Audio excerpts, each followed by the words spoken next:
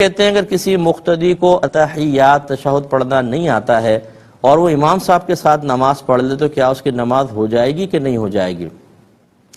دیکھیں نماز تو ہو جائے گی اس معنی میں کہ فرض ادا ہو گیا اس کا، لیکن اس کو چاہیے کہ فوراً سے پیشتر اتحیات کو سیکھے، کیونکہ اس کا پڑھنا نماز میں واجب ہے۔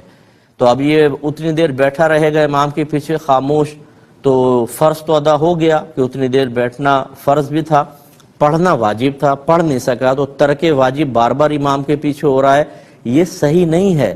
اگرچہ اس پہ سجدہ صاحب نہیں ہوگا، کیونکہ امام کے پیچھے اگر کوئی واجب ترک ہوتا ہے مقتدی کا تو سجدہ صاحب نہیں ہوتا، لیکن بہرحال ترک واجب کی وجہ سے گناہگار ہوگا۔ اس لیے ان کو فوراً سے پیشتر سیکھنا چاہیے، اور جب تک نہیں سیکھ پا رہے، یہ جب تک اتحیات میں بیٹھتے ہیں تو سبحان اللہ، الحمدللہ، لا الہ الا اللہ پڑھتے رہیں، نماز ہو جائے گی۔ امام صاحب کے پیچھے پڑھیں، تنہا نہ پڑھیں، کیونکہ تنہا تو ترک واجب ہوگا، امام کے پیچھے گنجائش نکل آئے گی، لیکن سیکھنا ان پر لازم ہے۔ اگر نہیں سیکھیں گے تو گناہگار ہوں گے، اور ہر ترک واجب پر ان کے نام اعمال میں گناہ لکھا جائے گا۔ کویشچن کیا کہ کن کن نمازوں سے پہلے نفل نماز پڑھنی چاہیے؟ دیکھیں فجر سے پہلے تو نہیں پڑھ سکتے، کہ جیسے ہی وقت فجر شروع ہوتا ہے سوائے سنت فجر کے اور کوئی بھی نماز یعنی نفل نماز نہیں پڑھ سکتے ہیں۔ یہ سنت جو فجر سے دو فرض سے پہلے 2 رکعت ہیں، یہ بھی فقہا کی اصطلاح میں نفل کہلاتے ہیں، لیکن جب نبی کریم صلی اللہ علیہ وسلم نے ان کو لگاتار پڑھا تو انہی نوافل کا نام سنت مؤکدہ ہو جاتا ہے۔ اس لیے جب ہم یہ کہتے ہیں کہ فجر کے 2 فرائض سے پہلے صرف 2 رکعت نفل جائز ہیں اور کوئی نہیں، تو اس وقت یہ نفل کا اطلاق انہی 2 سنت مؤکدہ پر ہو رہا ہوتا ہے۔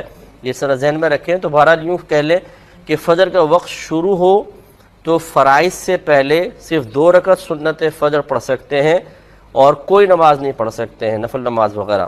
اس کے بعد پھر ظہر سے پہلے پڑھنے کی حاجت نہیں کہ وہاں 4 سنت مؤکدہ ہیں۔ عصر سے پہلے بھی پڑھنے کی حاجت نہیں کہ 4 سنت غیر مؤکدہ ہے۔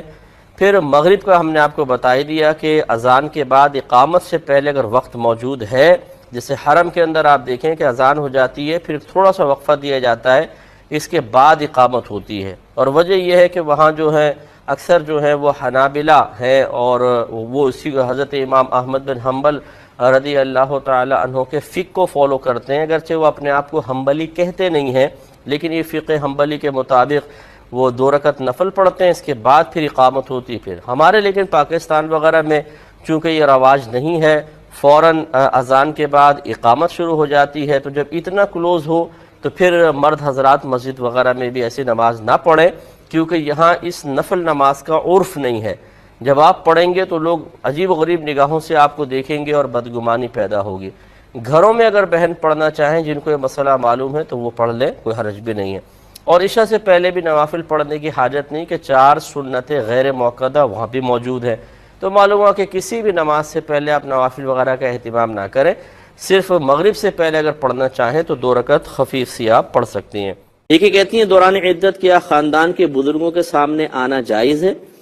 دیکھیں پردے کے اعتبار سے عدت میں کوئی نئی پابندی نہیں ہوتی ہے۔